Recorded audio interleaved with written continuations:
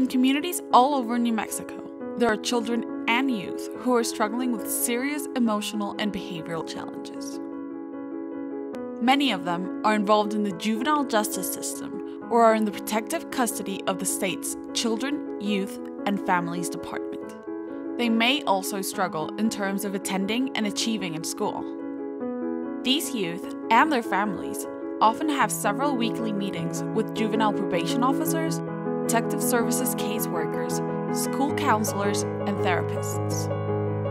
They can even have multiple required meetings at the same time and inconsistent plans of care. The complexity of scheduling and attending multiple meetings often creates a difficult scenario for the youth and family, making it hard to get the services they need. When I was 12 years old, I went into foster care and mental and behavioral health services. I was in over 22 placements with probably about 2 to 30 kids at a time. Nobody was willing to help me out with my problems, so I just shut off the world. I thought everybody just heard foster care and they thought we were criminals. It makes you feel like you're the loneliest person in the world. There's no one left besides you.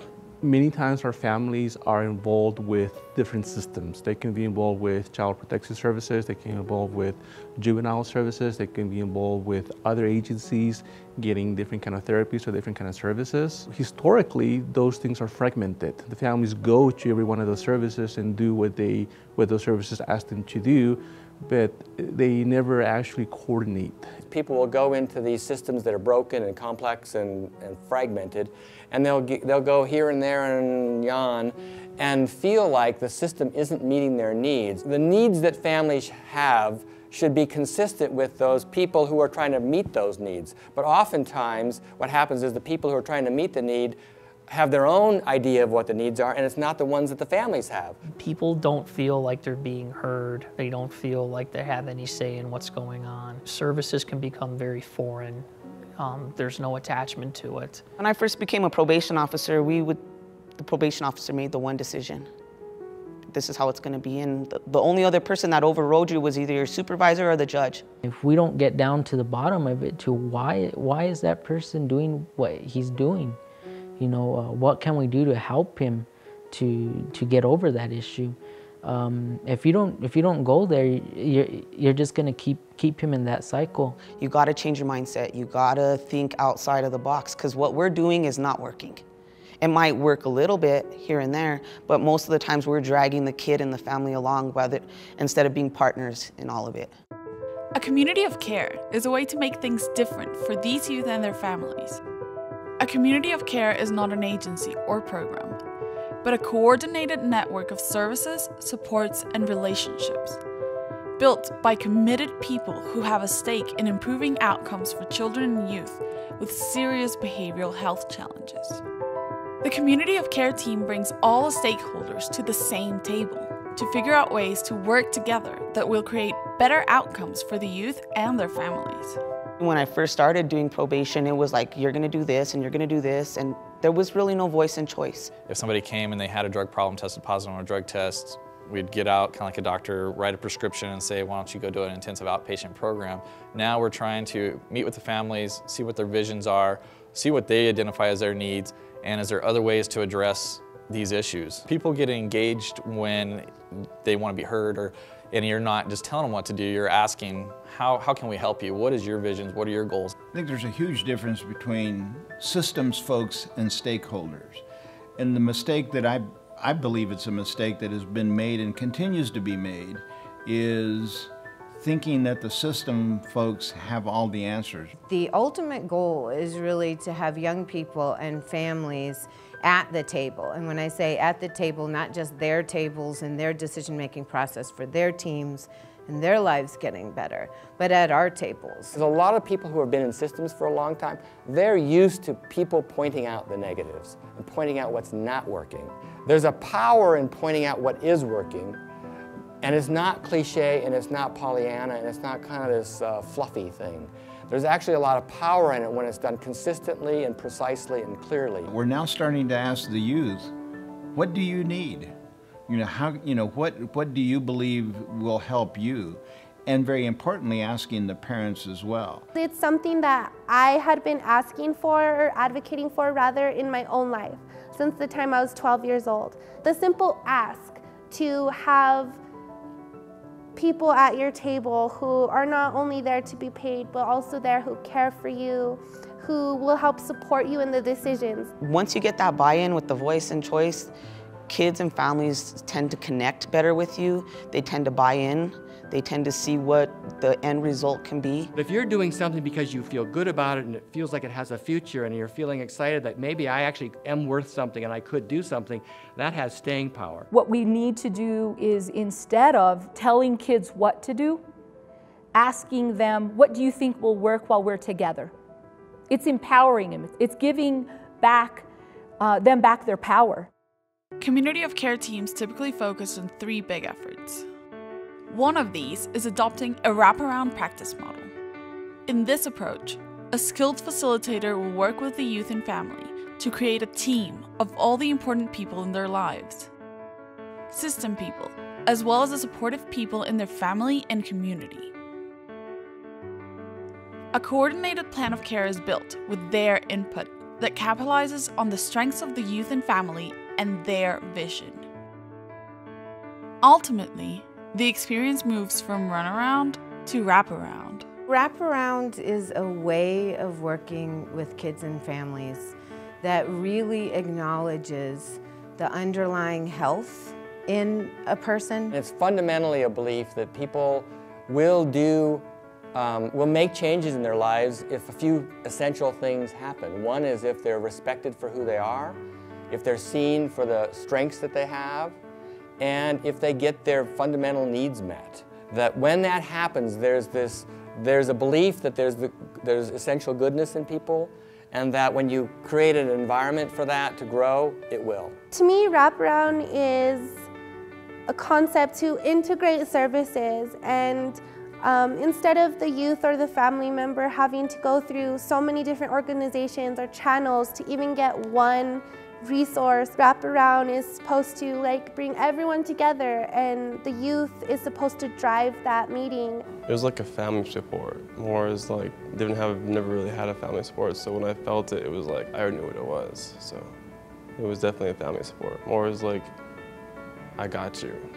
In the past, services they've been dictated by probation, more or less, or by the agencies providing the services. Wraparound allows more self-direction, more participation. In the end, you might have a lot of the same services there, but you will have more family or community participation. Wraparound is about families and youth having a very transparent and overt voice from the beginning in terms of what's happening in their worlds and what kind of treatment they're receiving. Sometimes systems, right? Systems, there's laws, and then there's people that have to enforce the laws, right? And so oftentimes we, as adults, we focus on this is the law.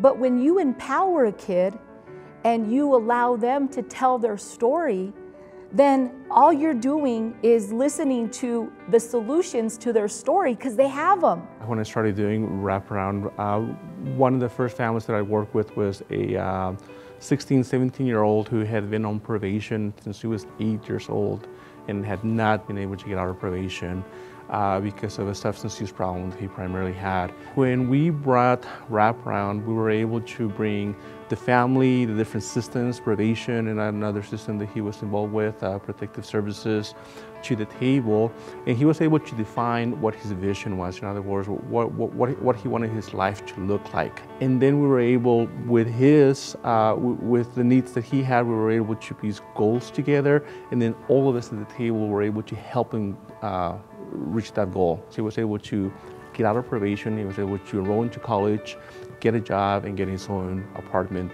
because he was able to tell us what he wanted his life to look like. We were able to get everybody at the table to talk and collaborate, and because we met regularly, making him the centerpiece of that meeting. I think every youth, like myself, deserves a second chance and a change. Another area for the community care team is the Quality Service Review, or QSR. QSR is a practice improvement approach designed to look at current outcomes and system performance. Information is gathered directly from families, children and youth, and service team members. This allows communities to measure the quality of care and coordination of services, to identify strengths and best practices, improving systems as a whole, and, in turn, making sure families and youth are getting the support they need for long-term well-being. QSR provides a holistic view and understanding of what is working and not working for persons receiving services, and why. Quality service review is a way of looking at practice that's not a typical audit, which tends to look at are the right papers signed on the right date and doesn't pull out the narrative, the story behind the young person and the family and the system partners. So QSR, Quality Service Review, is a way of listening to that story. The QSR doesn't rate the services or grade the services. It grades how well we've put those services together.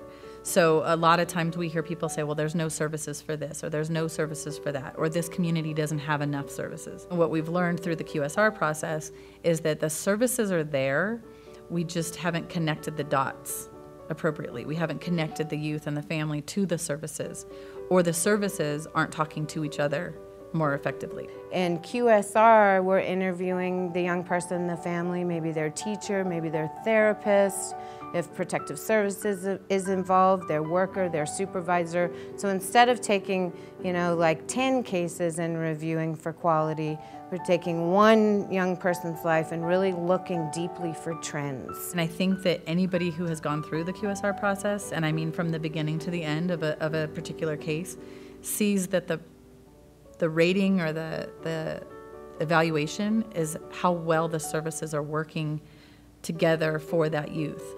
A third area in a community of care is mental health first aid training. This is an 8-hour course that teaches participants how to assist someone experiencing a mental health crisis. The training helps people identify, understand, and respond to the signs and symptoms of mental illnesses.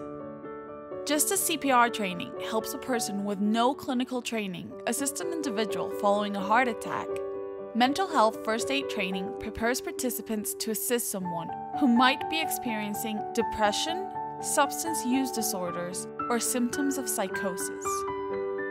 The stigma often associated with mental health challenges decreases as people shift their beliefs and attitudes. Mental health first aid training builds an understanding of the impact of illnesses on individuals and families, and teaches evidence-supported treatment and self-help strategies. Anyone can take this course, learn the signs, and become a lifeline. We've all lived in areas where we see people walking on the streets in Santa Fe, downtown. I was a police officer out there, so I know. And we walk around them, something like that. But what people don't really realize is there are underlying issues with this individual. And I'll be honest with you, until I took this class, I was one of those people. It totally opened me up to another perspective on what mental health is. The way that the mental health first aid training has been delivered has been a huge eye-opener for the staff that are working. And these are staff like myself who've been working with kids and families for years and years and years. We do it. We don't do it consciously all the time, and we don't do it in a vindictive way, but we naturally attach stigmas to certain behaviors. I think that mental health first aid has been huge in recognizing certain behaviors and being able to think ahead and maybe minimize some of the behaviors that might come up that are going to be problematic, and maybe put some supports in place sort of as preventative maintenance for that particular youth and family before something happens. Community of care teams across the state are currently meeting to better support youth and families in their communities. They are implementing ways to engage young people and their families, networking with local services and natural community supports. They are learning more about the New Mexico Wraparound Cares model. They're implementing quality service reviews, and they are providing community trainings in mental health first aid. Community of care teams are transforming the systems as they currently exist and are making an impact on the lives of New Mexico's youth and families. We welcome your support and participation in this important work. when it's working, when you've got a team that's functioning, when it's a strengths-based team and things are moving, and I see that happen in my world a lot because I work with a lot of young people. I see it when it doesn't work, but when it works, it's magic. It feels like you've got power here that has legs to it, has future, it's strength, and that pretty soon they don't need me anymore. And that's the beauty of it. It's helped me learn a lot of things like staying in school and being independent. I felt like everybody just I mattered. They tell me every day actually. Youth know what they want, they know what they need, and if they get the opportunity to voice that, then it can make the world of difference in that youth's life. Life begins where your comfort zone ends. If you're comfortable wearing your role of a social worker, of a facilitator, of a counselor, if your comfort zone is saying that's who I am, remember that there's a human side to what your title, what your certificate on the wall, whatever that is, that's what you've accomplished. But the role that you take with that kid, with that young person, with that person that you're serving, needs to be humanistic, and it needs to be real, and it needs to be that perfect opportunity for the kid to have a place to tell their story and to not be judged. Learn more about how New Mexico Communities of Care can transform your community